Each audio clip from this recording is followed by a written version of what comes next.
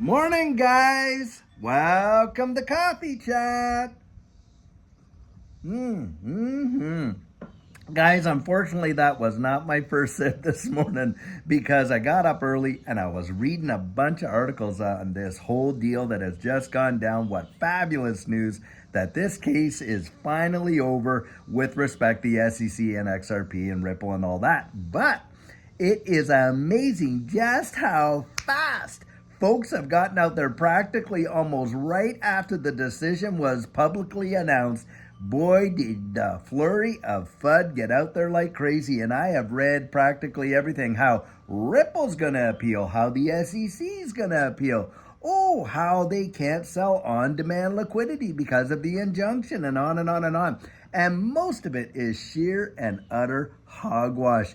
Guys, let the dust settle. Don't believe it. And as far as the ODL goes, Judge Annalisa Torres, and I read the judgment right on my video last night. It did not say anything about Ripple not being able to sell their on-demand liquidity partners, which is now Ripple Payments, XRP, to institutions that use it for that cross-border remittance. Didn't say that at all. In fact, we know that Ripple has changed their contracts and the way in which they sell it to on-demand liquidity partners because of this lawsuit.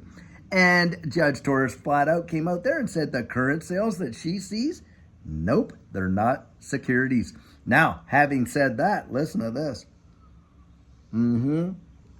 If they do file appeals and all this goes down, and guys, of course, this is all the conjecture, and they got what, 60 days? Now it's 59 days if you include today, so 59 days from now, they got that amount of time to decide whether or not they are going to file these appeals. And I'm hearing a lot of stuff out there where folks are saying, well, yeah, Ripple is going to file an appeal. Well, I listened to Brad Garlinghouse's statement. I listened to Stuart Alderoty's statement where they came out and said, look, that this whole thing is done. Well, if it's done, if they file an appeal, I guess it's not done, is it? And, this kind of deal where they were saying, hey, listen, we accept the court's decision. You had the SEC out there looking for $1.95 billion. Now, of course, Ripple said, well, it shouldn't be anything more than $10 million. And they come in between $125 million. And think about this. The price shot up like bang. Within 5 minutes or less, Ripple, with the amount of XRP that they hold, have way more. In fact, they don't even have to touch their XRP. And that's another FUD that came out. Oh, well, they're going to sell their XRP to pay for the fine and all that when they already are sitting on, cash reserves into the billions of dollars. Guys, they're not going to. Look, the thing is this. I would say enjoy it, enjoy it, enjoy it. Don't listen to all these nonsense idiot fudsters. Some of them are absolutely out there getting paid to FUD this decision. You had better believe it. And then, of course, oh, well, the price hasn't done anything or whatever. Wait for it. Wait for it. Guys, I believe that we are going to see this. And listen, and I want to throw this out there too to kind of give where I get this belief from. But I absolutely believe we are going to see a monstrous move in the price of XRP. That is my personal opinion. Now, why do I hold that opinion? Well, guys, when this whole case went down in December of 2020, and Judy and I, like I say, we were into this space way before that happened and buying XRP way before that happened. And I'll tell you what, price of XRP dropped. Woo-wee, did it ever. It fell from a high height down to what, 17 and a half cents, 17.48 cents? Well,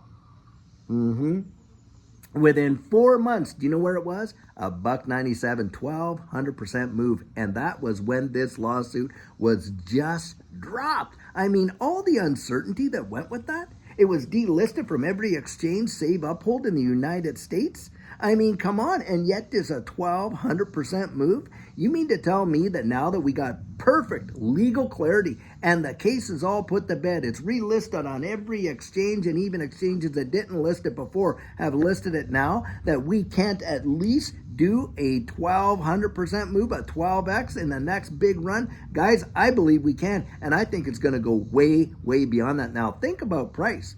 Right now we're at what, 61, 62 cents? Well, a 10x is $6 and what, 20 cents or something like that?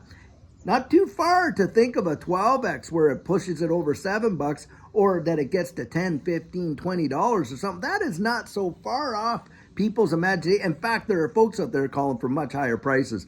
My point is this. I believe we're going to see a big, big move. And it won't matter whether they appeal it, don't appeal it, whatever happens. And think about this. When you're talking about appeals, you can't just appeal it because you just don't like I don't like that decision. I want to get another decision. That isn't how it goes.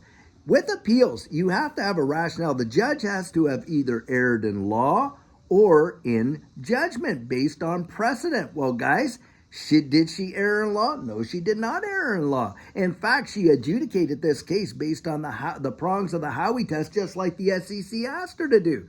And when it came to the penalty and the remedy phase, was there any disgorgement required? No. Why? Because nobody was harmed financially. That's why. And there was no fraud involved. And in fact, the SEC dropped their cases. Remember, they were suing Brad Garlinghouse and Chris Larson personally for hundreds of millions of dollars and literally walked away from those. Why? Because they had no case, guys. They had no case. So as far as I'm concerned, look, we're on the right side of history here. And yep, a lot of folks don't like it. They do not like it. And of course, they're out there fudding it like absolute crazy. They probably had a lot of these articles were already they were printed and signed and ready to be released on a moment's notice. That's why within minutes of the announcement being made public, you saw some of this stuff coming out into the space big time. Wow, I'll tell you what. And this is where you got to have your convictions solidified, guys. And most of us in this space have. We have been through it all. I'll tell you what, if you have been able to weather the storms that we've weathered in this, XRP ecosystem, I'll tell you what, you deserve to be congratulated. I kid you not, because I have never seen in any kind of asset class whatsoever the amount of FUD thrown against the wall with respect to XRP and Ripple. It has been off the Richter scale. No other digital asset has ever received the kind of FUD that XRP has, including the FTT token from FTX. And having said that, boy, was that ever an issuance of a security, wasn't it? Did the SEC do anything about it? Nope, they didn't. Hey, Gary Gensler was out there meeting with, SBF for how many times? Oh, having dinners, this, and that, and on and on and on. All the glad handling and everything. Did he meet with Ripple? Did he meet with Brad Garlinghouse? No, they didn't. Isn't that interesting? Isn't that interesting? But guys, that's how the game is played.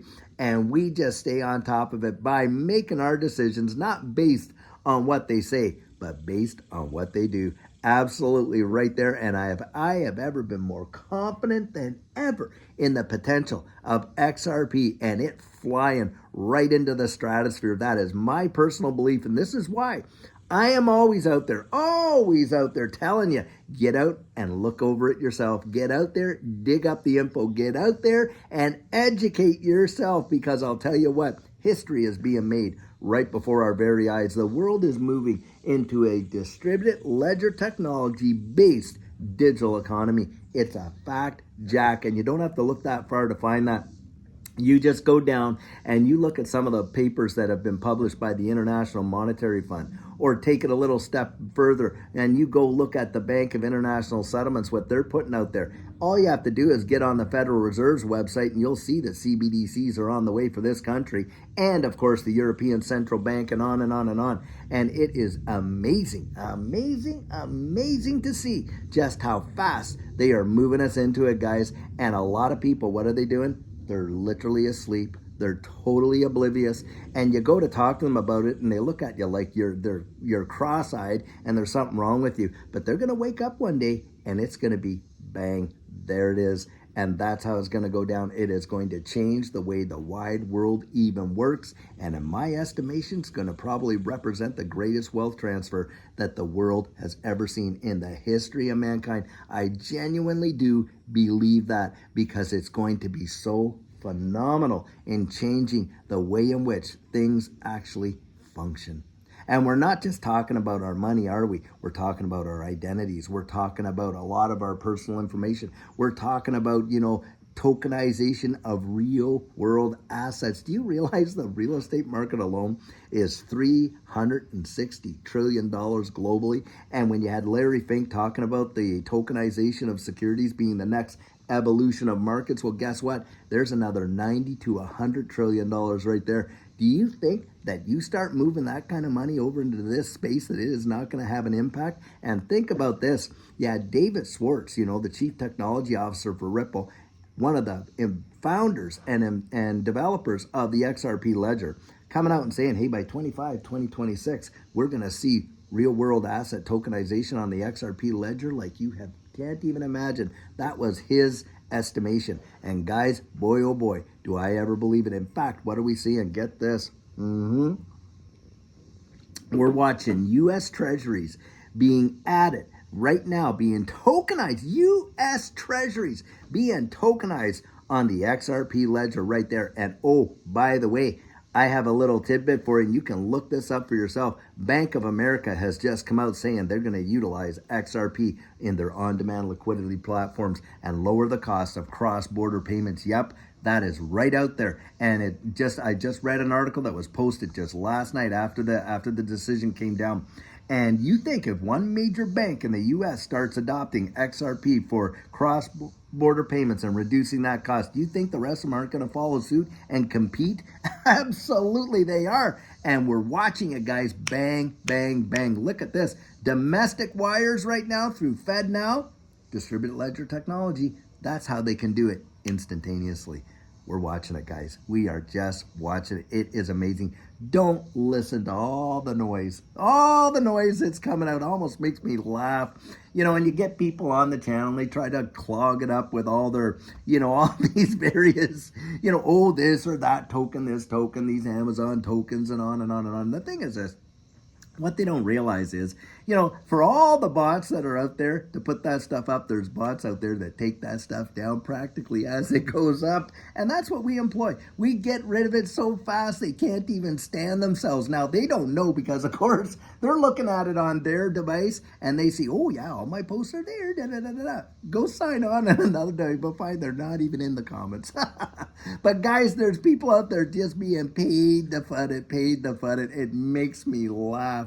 Don't let them FUD you out, guys. You're smarter than that. This community, wow, I'll tell you. And by the way, I want to say thank you for all the amazing support that you guys have given this channel, helping us to get to where we are, getting this information out into the hands of, folks like you and I, so that we all can just benefit from the knowledge together. Now, I'll tell you what. We're about to hit that 35,000 mark right there, and guys, we're shooting to get to 50,000, and a lot of viewers out there. I think it's about 60 to 70% of the viewers aren't subscribers. Hey guys, would you hit the like button? Would you subscribe to the channel? Help us to get to that goal there of having 50,000 subscribers. That would be absolutely fabulous, and we're just a few hundred short of getting to 35,000. So really amazing things are happening. But I'll tell you what, really value you guys. I'm so glad that we can come out here in the mornings, have these coffees together, talk about something that we love to talk about, and watch the wide world change. And at top of that, be right there in practically sitting in the driver's seat as it does. Amazing, right? Well, guys, I'll tell you what, until later on today when we have a fabulous video for you, have a great one and take care.